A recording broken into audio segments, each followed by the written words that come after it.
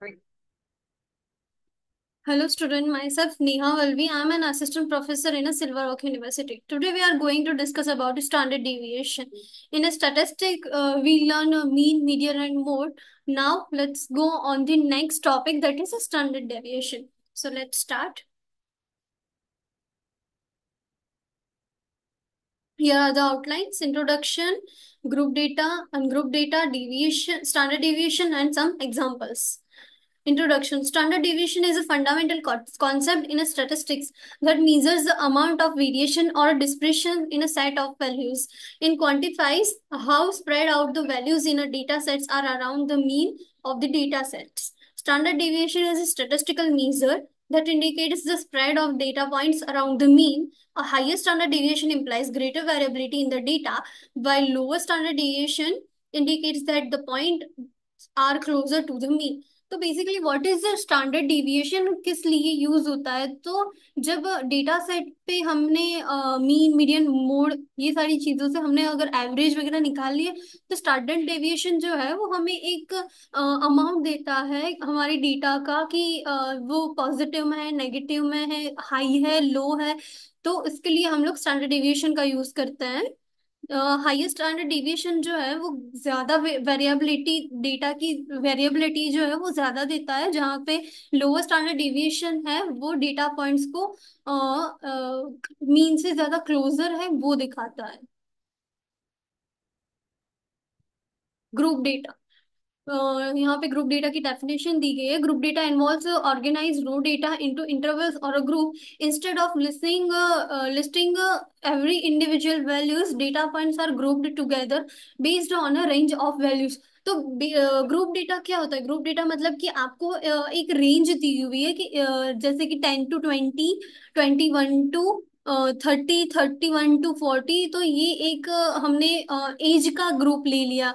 तो इस तरीके से हमें जो ग्रुप डेटा होता है उसमें ग्रुप्स दिया होता है, क्लासिफिकेशन के लिए दिया होता है। तो उससे जो है वो हमें ये पता चल सकता है कि कितने किसी एरिया के कितने जो नागरिक है वो कौन से एज ग्रुप में आते हैं। तो उसके लिए हम लोग ग्रुप डेटा का यूज करते हैं। उसकी कैरेक्टरिस्टिक यहाँ पे है: इंटरवल्स और class. Data is divide into intervals और class that that cover a range of values. यानी कि जो डेटा है वो छोटे छोटे इंटरवल में डिवाइड कर दिए जाते हैं या फिर क्लास में डिवाइड कर दिए जाते हैं, ताकि एक छोटा सा ग्रुप बन जाए। Summarized form: each group represent a range of values rather than an individual value. Large data set used when dealing with large amount of data to simplify analysis and presentation. तो data जो हमें group data जो होता है वो उसकी range के हिसाब से अगर हम वर्क करते हैं तो वो हमें जो एक वैल्यू होती है उसको अच्छे से समराइज करने के लिए ग्रुप डेटा यूज होता है। लार्ज डेटा सेट, जब बहुत बड़े बड़े डेटा सेट्स होते हैं तो उससे डील करने के लिए ग्रुप डेटा सेट का ही यूज किया जाता है। Ungroup data. अनग्रुप डेटा की भी यहाँ पे डेफिनेशन दी गई है। Ungroup data refers to raw data that has not been categorised और summarised in any way. Each individual data points in a distinct and separated from the others. तो ungroup data set में कोई categorise नहीं किया जाता, कोई summarise नहीं किया जाता डेटा को। वो डेटा जो होता है वो मिक्स्ड अप होता है, जिसका कोई क्लासिफिकेशन कुछ नहीं होता। यहाँ पे उसकी कैरेक्टरिस्टिक्स दी हुई है: individual values, each data point represent a single observation और अ मेजरमेंट। यहाँ पे जो अनग्रुप डेटा में हर एक डेटा का पॉइंट होता है, हर एक वैल्यू जो होती है वो ऑब्जर्वेशन या फिर मेजरमेंट को रिप्रेजेंट करती है। No summarization: data is presented as it is collected without any grouping और अग्रेगेशन। जो डेटा हमें मिला है कहीं से, तो उस डेटा को जैसे हमने कलेक्ट कर लिया कोई डेटा, तो उसके ऊपर हम कोई फिल्टर नहीं लगाते, कोई उसको ग्रुप में डिवाइड नहीं करते। Right. Small data sets typically used when dealing with small amounts of data that are manageable without grouping.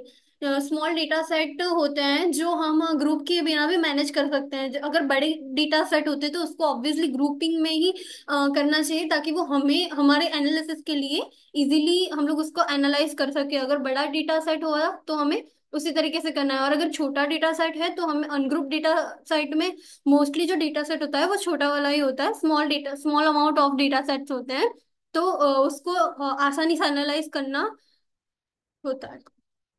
Then examples, यहाँ पे हमने ग्रुप डेटा और अनग्रुप डेटा का एक एक एग्जांपल्स दिया हुआ है। यहाँ पे हमने 10 स्टूडेंट्स के कुछ मार्क्स है। तो यहाँ पे ग्रुप डेटा में हमने क्या किया है, 60 to 69 में कितने 60 to 69 के इंटरवल में कितना स्टूडेंट के मार्क्स आए हैं, तो वहाँ पे एक ही स्टूडेंट है। 70 to 79 में 3 स्टूडेंट के मार्क्स आए हुए हैं। और 80 to 89 में 80 to 89 में 4 स्टूडेंट्स के मार्क्स जो है वो 80 to 89 में आए, और 90 to 99 में 2 स्टूडेंट्स है। यहाँ पे अनग्रुप डेटा है जहाँ पे 10 स्टूडेंट्स के इंडिविजुअल मार्क्स दिए गए हैं। यहाँ पे कोई ग्रुप का नहीं दिया गया। यहाँ पे 10-10 का एक ग्रुप दिया हुआ है, 10-10 मार्क्स के इंटरवल्स का। यहाँ पे कोई ग्रुप नहीं दिया है, ये इंडिविजुअल मार्क्स है। Standard deviation. Now, what is standard deviation? Standard deviation is a key statistical measure that quantifies the amount of variation or a dispersion in a set of data values. It indicates how much the individual data points deviate from the mean of the data set. A low standard deviation means that the data points tend to be closer to mean, while high standard deviation indicates that the data points are spread out over a large range of values. तो standard deviation को अगर हम graphically भी देखा जाए तो standard deviation में अगर हाँ लो स्टैंडर्ड डेविएशन होता है तो जो डेटा पॉइंट्स है वो काफी क्लोज होते हैं मीन से, ग्राफिकली देखे तो। और जो हायर स्टैंडर्ड डेविएशन जो होता है उसमें जो डेटा सेट है वो पूरे स्प्रेड हुए होते हैं। यहाँ पे उसके फॉर्मूलाज है, मीन को कैलकुलेट करने के लिए यहाँ पे फॉर्मूला दिया गया है कि summation of x i divided by n. जहाँ पे एक्स आई जो है वो हमें ईच डेटा पॉइंट का रिप्रेजेंट करता है, और एन जो है वो total number of the data points है। Calculate the difference of from the mean, यानी कि x i minus mu. X i यहाँ पे बताया ईच डेटा पॉइंट है, और म्यू मतलब मीन। फिर स्क्वायर ऑफ ईच डिफरेंस, मतलब हमने जो difference from the mean find किया है उसका हमें स्क्वायर लेना है। Then calculate the standard deviation. Standard deviation मतलब एक्चुअली वो वेरिएंस ही होता है, उसको हम वेरिएंस भी बोल सकते हैं। तो यहाँ पे वेरिएंस की स्टैंडर्ड डेविएशन को फाइंड करने के लिए यहाँ फॉर्मूला दिया गया है, under root of variance, where variance is equal to sigma x i minus mu whole square divided by n in under root. यहाँ पे एक एग्जांपल लेते हैं। यहाँ पे कुछ डेटा सेट दिया हुआ है हमको मार्क्स का। तो 1 2 3 4 5 6 7 8 9 और 10। तो यहाँ पे टोटल 10 वेरिएबल्स है, total number of the students are 10। तो यहाँ पे हमने हमें जो डेटा सेट दिया हुआ है इसका हम लोगों ने मीन सबसे पहले फाइंड करना है। तो मीन का मतलब होता है कि आपको जो टोटल वैल्यूज दिए हुए हैं उसका summation divided by the total number of the variables. तो यहाँ पे हमने सारे जो डेटा सेट है 85 78 90 65 88 76 92 81 70 एंड 84, इनका हमने समेशन कर लिया। उसके डिवाइड में 10 वेरिएबल्स, हमने यहाँ पे 10 वेरिएबल्स लिए हुए हैं, 10 स्टूडेंट्स के मार्क्स है तो यहाँ पे नीचे 10 डिवाइड में रखा हुआ है। तो इन सबका सम अप करके अगर हम 10 से डिवाइड करेंगे तो हमें फाइनल आंसर 80.9 मिलेगा। जो 80.9 है वो हमारा मीन है। अब हम डिफरेंस फाइंड करेंगे मीन का। तो यहाँ पे हमें जो है एक्स आई तो हमें यहाँ से मिला हुआ है, ये रहा एक्स आई हमारा। और जो एक्स आई माइनस म्यू है, यानी कि ये जो एक्स आई है इसमें से हमें म्यू की वैल्यू, यानी कि ये मीन की वैल्यू जो है 80.9, इसको हमें माइनस करना है। तो हमें यहाँ पे डेविएशन की वैल्यू मिलेगी एक्स आई माइनस म्यू की वैल्यू। जैसे 85 में से हम 80.9 माइनस करेंगे तो 4.1 मिलेगा। 78 में से 80.9 माइनस करेंगे तो -2.9 मिलेगा। सो हमें सारे 10 स्टूडेंट्स के जो मार्क्स है उसको हम म्यू मीन से माइनस कर देंगे तो हमें डेविएशन मिलेगा। फिर हमें इसका स्क्वायर डेविएशन करना है, यानी कि जो हमें डेविएशन मिला है एक्स आई माइनस म्यू उसको हमें स्क्वायर करना है। स्क्वायर करेंगे तो ये सारी वैल्यू हमें मिलेगी।